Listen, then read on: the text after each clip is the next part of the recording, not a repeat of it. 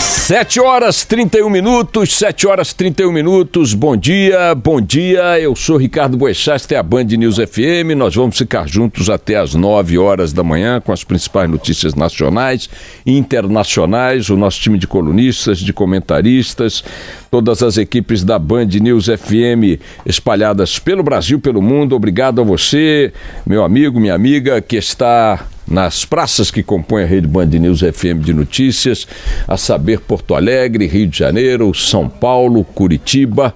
Obrigado também a você que está em Vitória, Brasília, Salvador, João Pessoa, Fortaleza, Orlando, na Flórida. Um abraço para Tampa também e um abraço solidário ao povo mineiro, à população de Janaúba especialmente, onde ontem o país foi chocado pela divulgação de um ataque de um maníaco, de um louco que ateou fogo a uma creche, matou 5 crianças, uma professora e a si próprio. Ele jogou combustível no corpo, ateou fogo.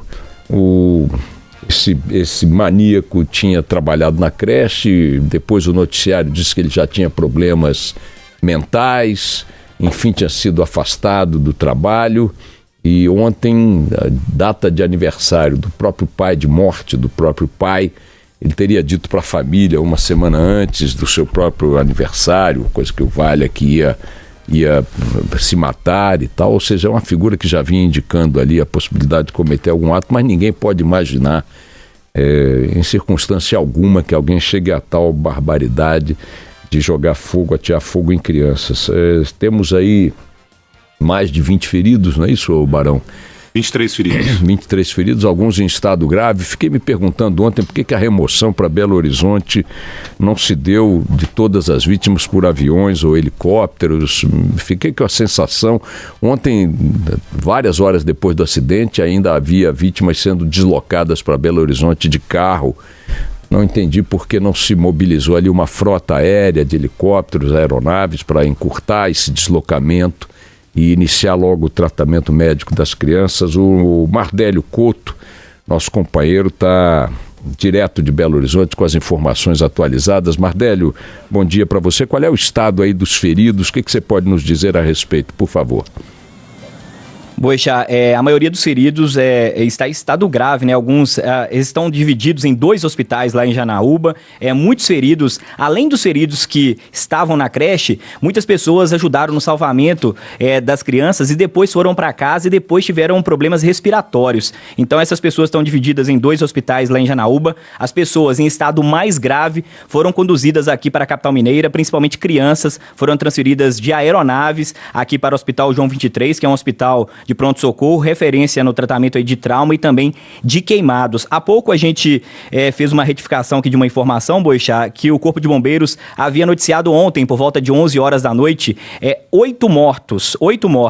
Eram 6 crianças, a professora Ellen Batista, que teve 100% do corpo queimado e que teve uma grande repercussão nas redes sociais porque ela morreu tentando salvar as crianças. Ela salvou várias crianças e acabou tendo 100% do corpo queimado. Ela é a última vítima confirmada. Então a gente tinha 6 crianças, a professora e o autor do crime, que depois de jogar fogo na creche nas crianças, ateou fogo ao próprio corpo. Mas, felizmente, é um erro que o Corpo de Bombeiros atribuiu a um hospital lá da cidade, mas é um erro para o bem, diminuiu, uma criança conseguiu ser reanimada. Então agora a gente tem 5 crianças que morreram, a professora e o autor do crime. Então 7 pessoas, o Corpo de Bombeiros retificou essa informação há pouco aqui nas mídias sociais aqui, oficiais. Então 7 mortos em decorrência dessa tragédia lá em Janaúba. Muito da dificuldade do atendimento às crianças, Boechat, que é uma cidade de pequeno para médio porte, tem cerca de 70 mil habitantes e fica muito distante aqui da capital mineira, cerca de 600 quilômetros, Boechat. Agora, eu queria insistir um pouco aí na avaliação do estado dos feridos. Os mais graves estão em Belo Horizonte. Qual é a informação de prognóstico? Porque o perigo de haver aí um aumento no número de vítimas fatais é ainda muito significativo, não é isso? Boixá, ontem alguns profissionais da área de saúde falaram conosco aqui no noticiário de Minas Gerais. A maioria das crianças tem mais de 80% do corpo queimado. Terrível. As crianças em estado mais grave estão aqui no João 23, estão entubadas. Também tem crianças entubadas sendo acompanhadas nos 2 hospitais de Janaúba. Assim que o estado delas evolui para um estado mais grave, elas acabam sendo conduzidas para o Hospital de Pronto-Socorro aqui de João 23. O governador aqui de Minas Gerais, Fernando Pimentel, colocou à disposição da cidade, das autoridades de saúde, todas as aeronaves e também os serviços de emergência aqui do estado para essa condução de aeronave das crianças da cidade de Janaúba aqui para BH.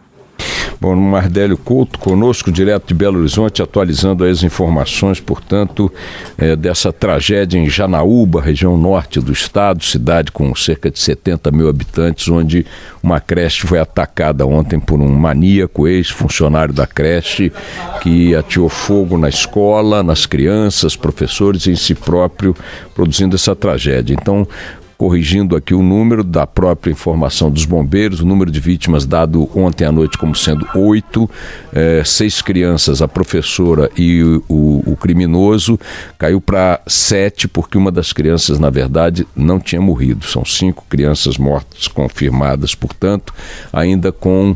Então, Mardélio, o número de feridos hospitalizados pelo incêndio, qual é? Boixá, cerca de 40 pessoas deram entrada em hospitais lá de Janaúba, cerca de 24 ainda estão em observação. Mas destas, pessoas que estavam na creche, crianças, professores, enfim, quantos são as vítimas diretas do incêndio? 24 pessoas ainda estão em hospitais, seja lá da cidade ou aqui em BH. Esse número não inclui as pessoas que tentaram socorrer e foram asfixiadas, ou enfim, por fumaça? Ou são todos alunos e funcionários? A grande maioria alunos. Essas pessoas que tentaram salvar são pessoas da própria creche, Boixá. São funcionários. Funcionários também. Então temos 24 pessoas nessa também. Situação. Muito bem. O Mardélio e toda a nossa equipe em Minas Gerais vão continuar atualizando essas informações ao longo da programação. Mardélio, obrigado para você e um bom dia. Bom, minha gente, diante de casos como esse, perde um pouco sentido a gente ficar falando de qualquer outro assunto, mas não quero passar ao largo da notícia que hoje está dominando as manchetes. Vejam que a reforma política, que foi esse circo aí que nós acompanhamos nos últimos 2 meses, ou talvez um pouco mais, muitas reportagens, muitos comentários, muitas análises, muitos debates, muitas sessões e coisa e tal, né? A gente vem batendo na tecla de que isso não é uma reforma política, é uma reforma dos políticos.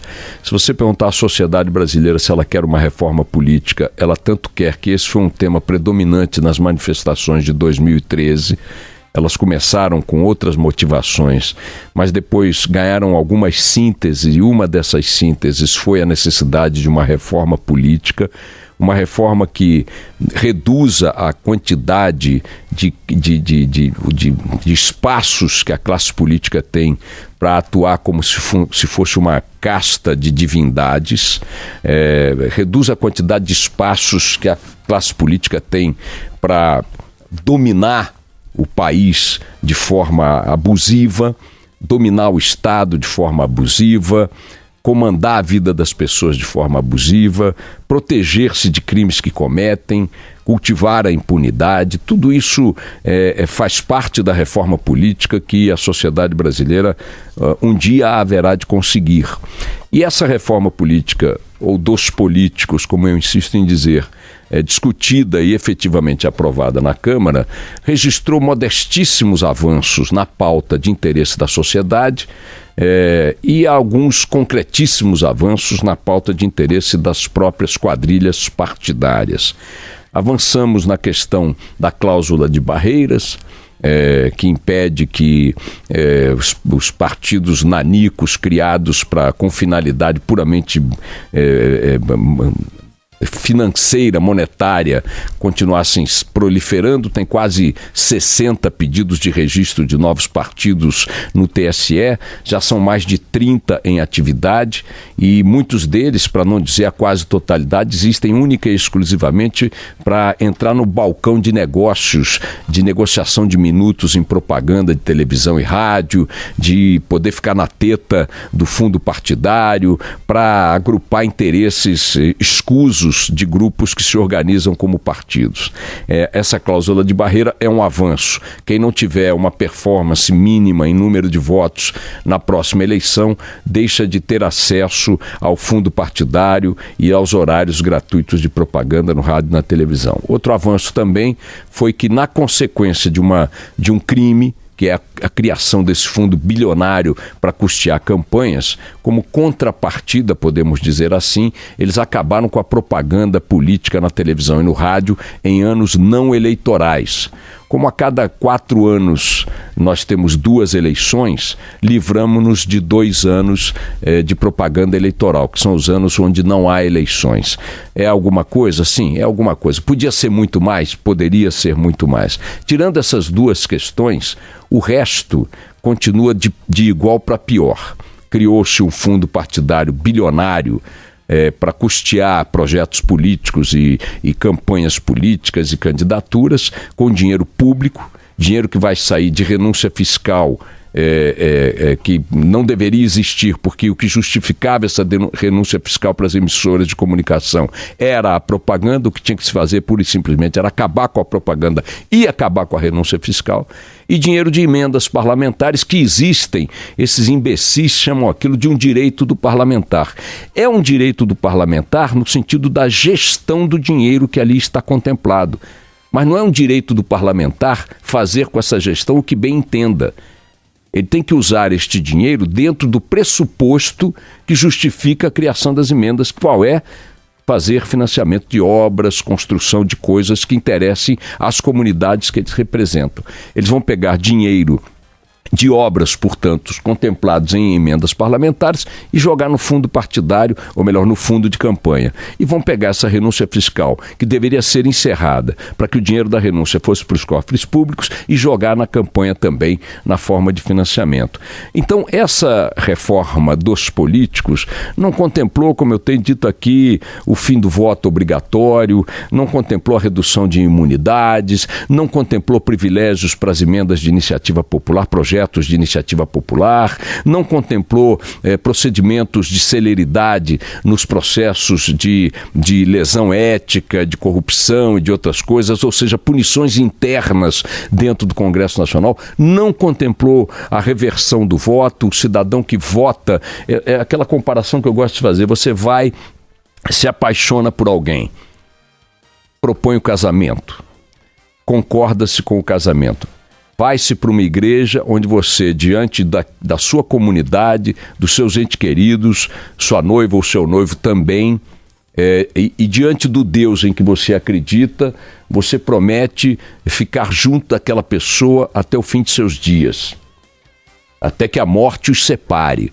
Faz esse compromisso solene, faz um coquetel depois, uma festa, todo mundo comemora, vai para casa. Chegou em casa, não deu certo, em 48 horas você se separa. Depois de ter feito uma promessa solene, ter gasto dinheiro de festa, ter dito para o Deus em que você acredita que não se separaria jamais, você vai se separa. Por quê? Porque a realidade que se impõe às pessoas, ou com a qual elas se deparam, é que determina o que elas vão fazer. Então, se você consegue reverter um compromisso dessa solenidade em 48 horas, porque esse é um direito soberano de cada um, como é possível que você vote em alguém para senador por 8 anos, descubra 48 horas depois que votou num ladrão, num vagabundo, num criminoso, e você não pode romper esse contrato? Você não pode cassar o voto que você deu? Mecanismos para isso certamente há. A tecnologia isso oferece.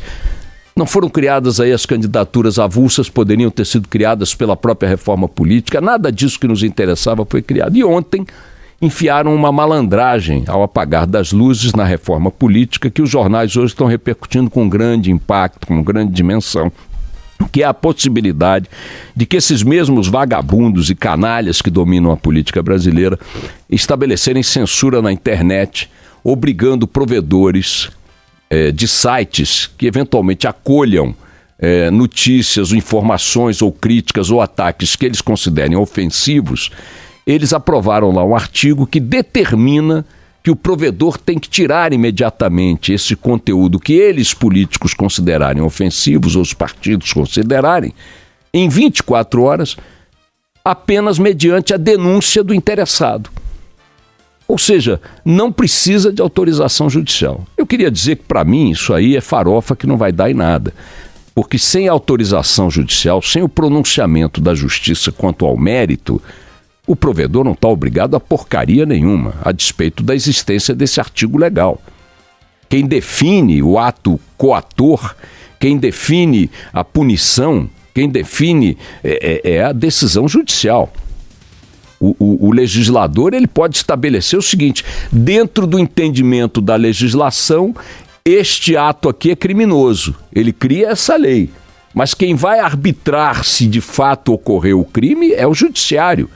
Então os caras simplesmente não têm nenhuma possibilidade de fazer valer este tipo de prepotência censória sem que o judiciário se pronuncie. Basta que o provedor reaja com uma solene banana a qualquer pedido dessa natureza oriundo do meio político.